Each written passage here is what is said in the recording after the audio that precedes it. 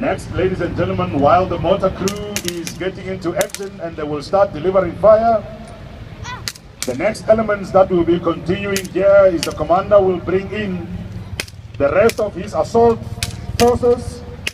This will be brought in by means of a fast roping from an Oryx helicopter, and these are men from 1 parachute battalion in Bloemfontein.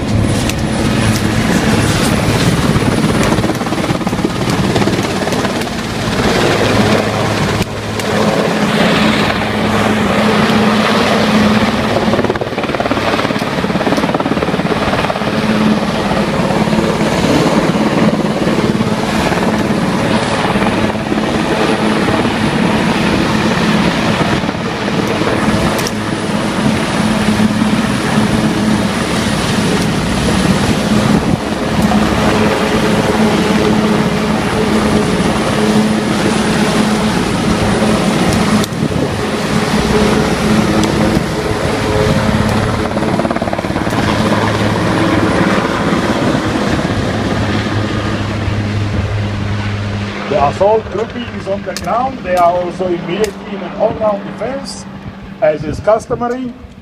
And you will see, ladies and gentlemen, that this head that is currently being created here is beginning to take shape. Please, once again, take care of your ears as the mortars come into action.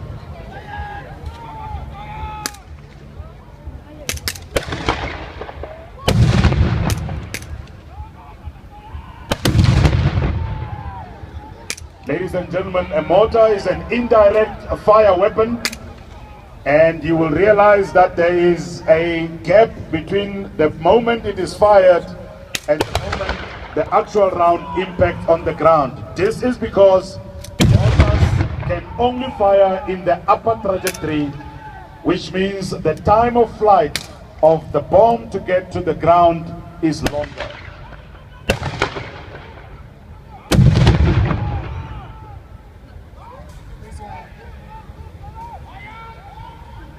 They will continue with firing to ensure that the enemy forces' heads are kept down so that own forces can implement their maneuver plan.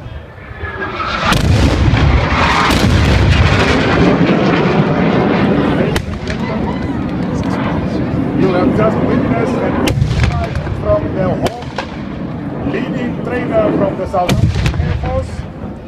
And very shortly they will be followed by a simulated strike by an Roy Falk attack helicopter by the Augusta 109, as it has just delivered the ordnance.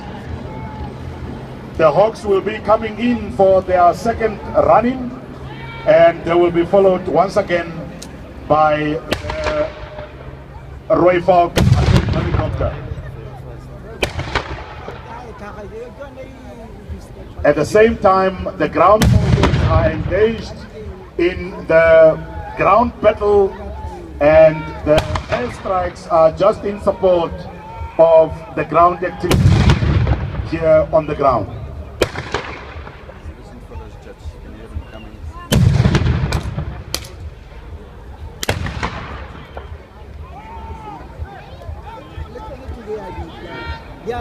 The second airstrikes of the Hawks is inbound.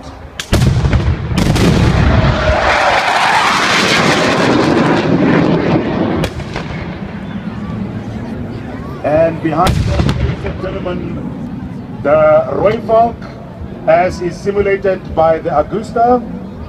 It is inbound. It is about to pitch and deliver its point.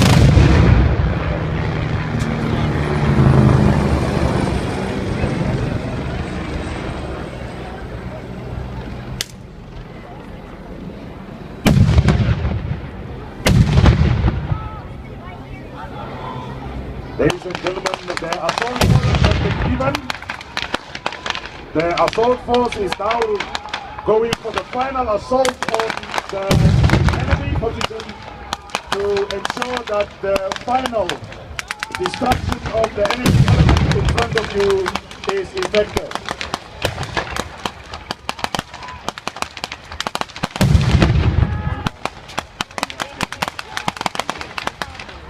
This technique, ladies and gentlemen, is called a fire and movement technique, where the line is broken down into two to ensure that continuous fire is maintained on the enemy position throughout, while at the same time distance is being closed towards the enemy.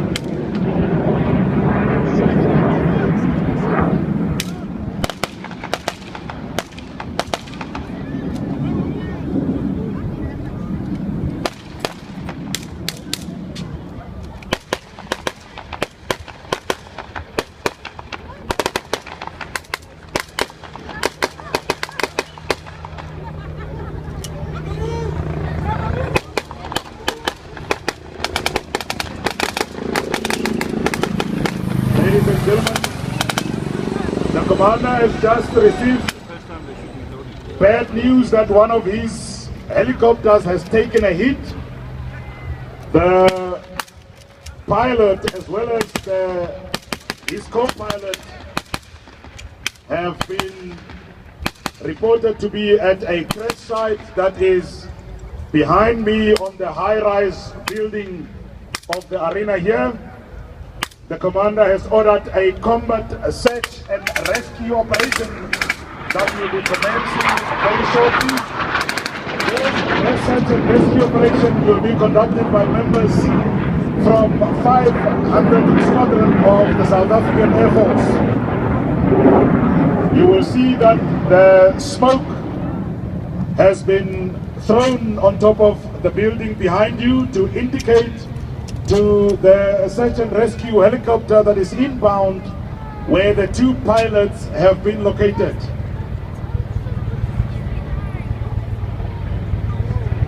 The members and the medical team specifically from 500 will be brought onto the building by means of a road.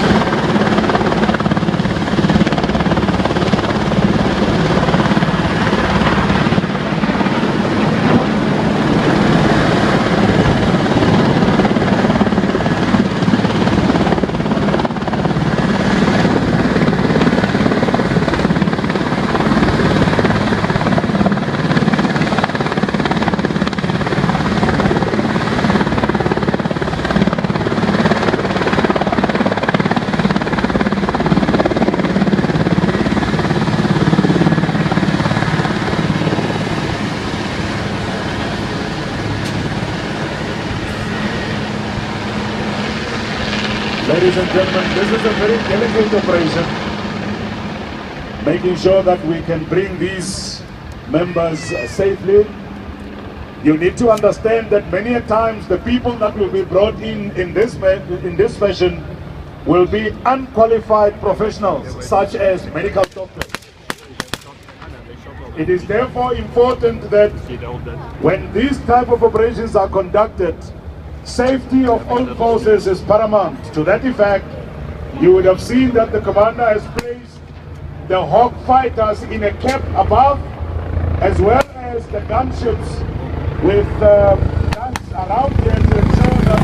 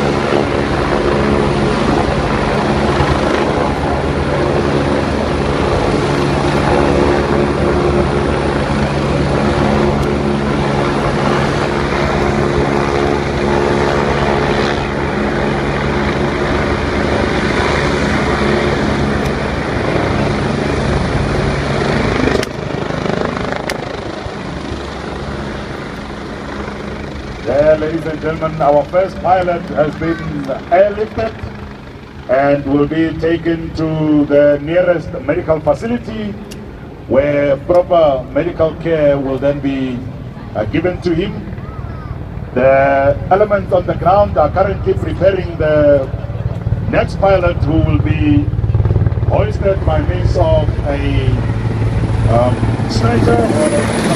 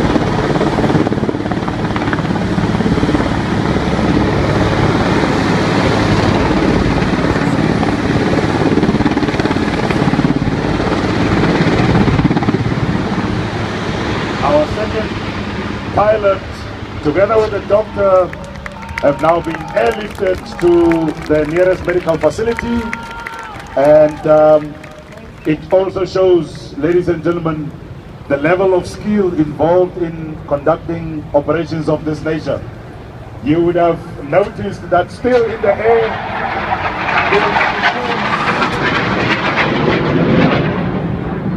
in close air protection mode is the two Hawks, and there is also the Air Mission Commander, who is responsible for the coordination of all the air assets in the Augusta that you see sailing around here. The commander will now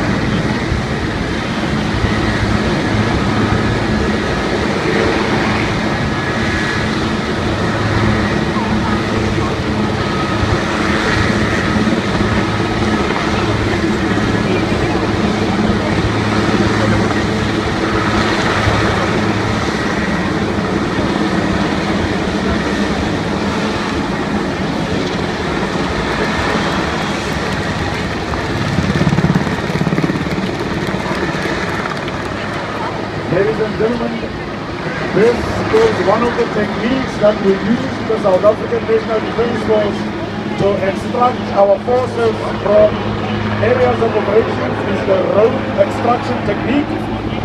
The members from 500 Squadron that just conducted the search and rescue operation on top of the roof behind me have just been extracted from this area, and you would have observed also the rolling out of the first assault elements on the bumpers that have already driven out of this area. Very shortly, as you see the smoke on the ground, the commander has called in the points to extract the gecko as well as the rest of the mortar crew that is still in this area of operation. The Hawks continue to do camp, in other words, close air protection, and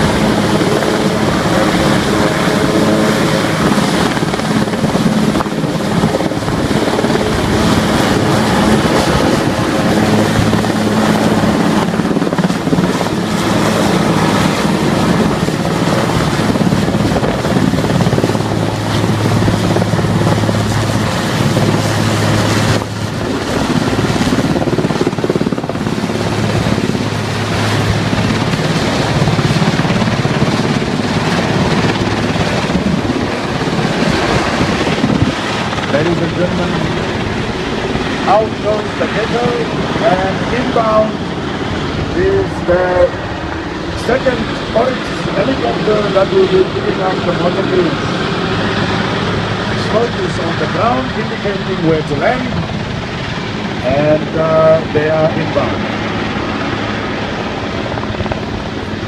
The onboard command post manned by the air mission commander continue to keep a close eye on the activities here, making sure that proper coordination is taking place between ground as well as air muscles in all systems.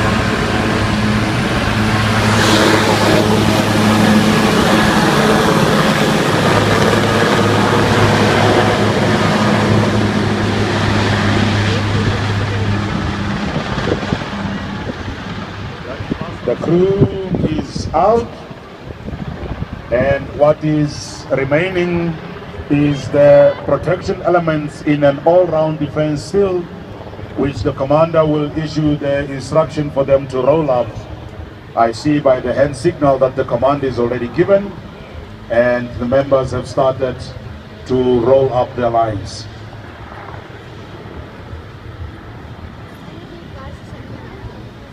Ladies and gentlemen, the activities of the South African National Defence Force continues here at the SANDF Showing 2017. Now that we have just completed one part of our program, which is the capability demonstration, I will now be handing you over back